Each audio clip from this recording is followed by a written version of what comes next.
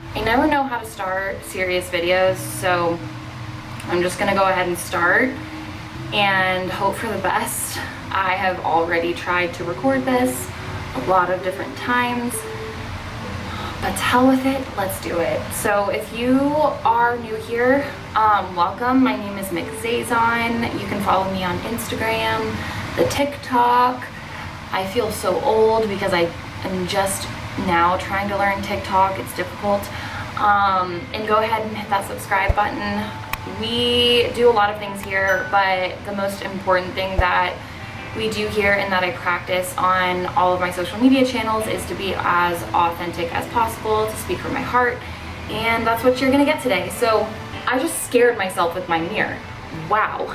Hey! Okay, that was weird. We're not gonna do that anymore. I am 24 years old right now, and at 17 years old, I somehow landed myself in a very, very bad situation. I was an athlete growing up. I played soccer, and that was pretty much all I did. So when I had injured my knee multiple times, I've had 3 major knee surgeries on my knee, and I have been concussed multiple times. I had to wear a helmet. I had to almost get held back.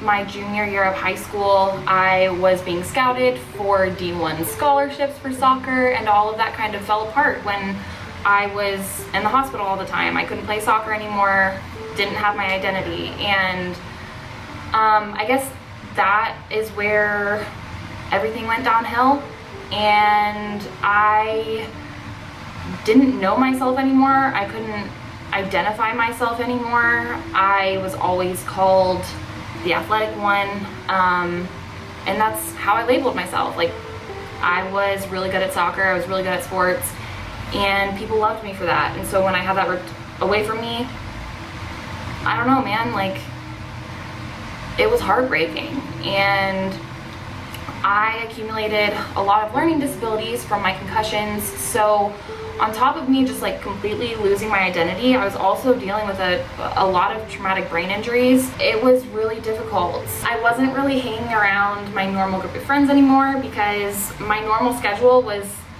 school, soccer, eat, sleep, repeat.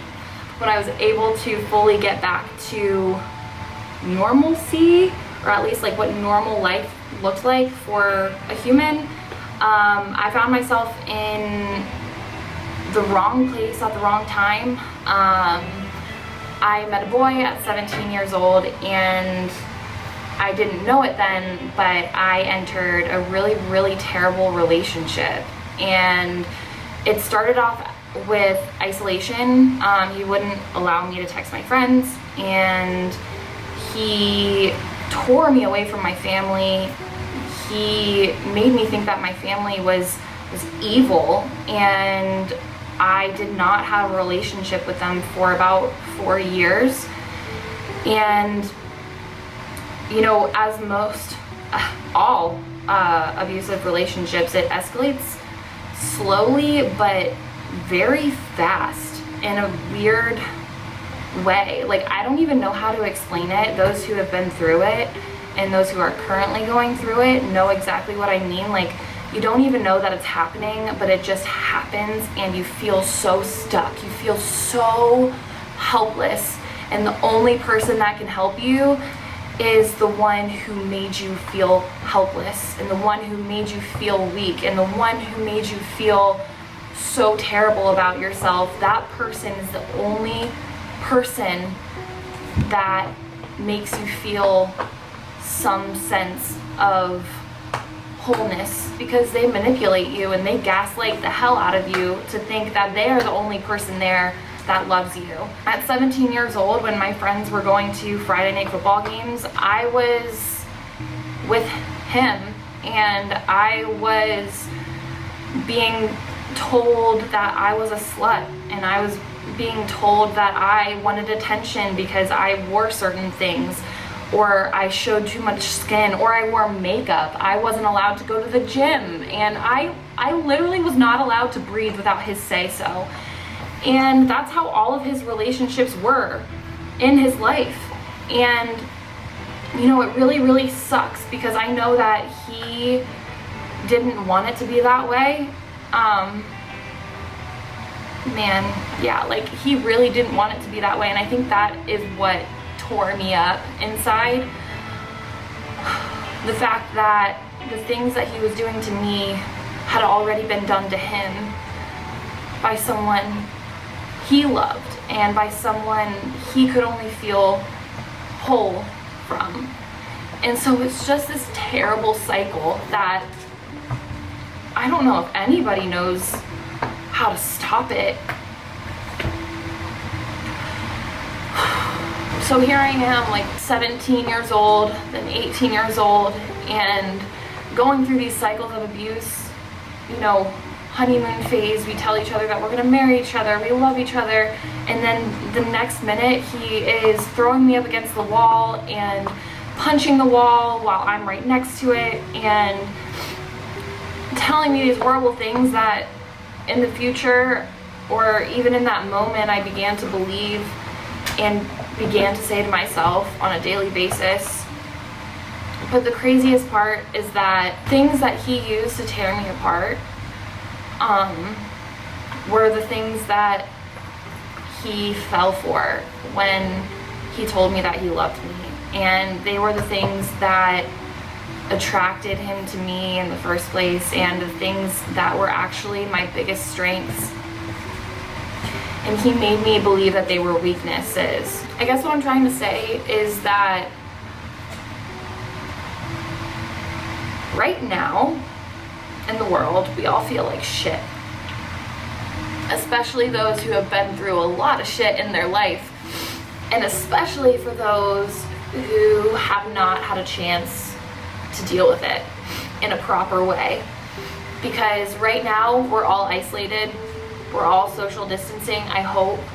And we can't distract ourselves from the shit that has been dealt in our lives. Like, we cannot run from it. We can't distract ourselves from it. It's just there, and we have to sit with it. Now, sometimes I make these videos and I don't end up posting it, but I'm telling you guys right now, you're obviously watching it, that I'm going to post it because this deserves to be heard. My voice deserves to be heard because it had been silenced for so long, and I'm tired of that, you know? Like, I've been through so much therapy, and I know a lot of you guys who have been through abuse or are currently going through abuse, like, you know that. You know that you're afraid to talk, and I'm just done with that. I'm done. And if I don't speak, who will? If you don't speak, who will? Right? Isolation is something that I do when I struggle, when I'm really, really struggling with something. Maybe it's because it goes all the way back to the point where the struggle had been done to me. When he was abusing me, when he was emotionally, mentally, and physically abusing me, he isolated me. Maybe that's why I isolate myself when I am struggling, because it all stems from that. What is the whole world doing right now? We are all self-isolating. And for a lot of us, that triggers the hell out of us. And I am one of them. And I didn't come to this realization until this morning, when I had been journaling for 3 hours, and I wish I was kidding about that, but I was really trying to sort through my feelings and my thoughts. You know, I just want to let you know that you're not alone, and I know that isolation freaking sucks, and that can trigger a lot of negative feelings right now, and maybe trigger a lot of negative emotions and memories. Like myself, I am dealing with a lot of dreams. Like, my PTSD is all of a sudden coming back, and I have to deal with that. I'm going to therapy.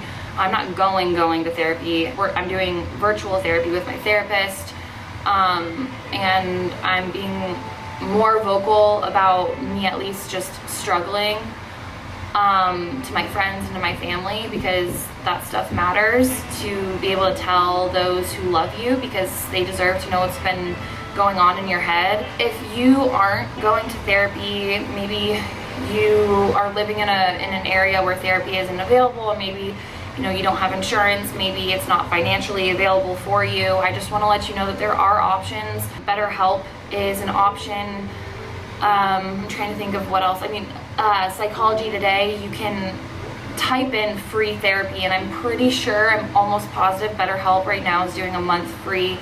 You can fact check me on this. I'm gonna link some resources that I have down below. But all in all, you guys, you are not alone. And the things that your abuser had told you was a weakness and made you think was a weakness, they felt the most threatened by. And I need you to know that. I need you to know that, because for the longest time, I didn't think that my voice was worthy enough to speak. Yeah, man, I didn't feel the need to even speak or speak up for myself, because what did it need anyways? Like, I was just I was nothing. I was literally nothing. I was taught to look at myself like I was nothing. And wiping away the tears, literally, and ending this video with telling you and showing you that obviously my words didn't mean nothing. I have you guys listening here.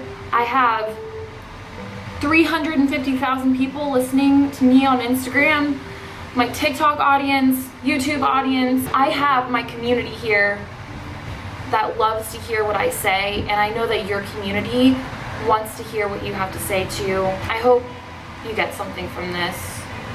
My social media has always been about just documenting my thought process about my trauma, about my body, and about my life. I love you guys, and Blue wanted to say bye. Make sure and hit that subscribe button. Let me know your thoughts about today's video. I feel good now that I let that out in the air, because a wound heals when it hits air, you guys. A wound heals when it hits air. All right, love you guys.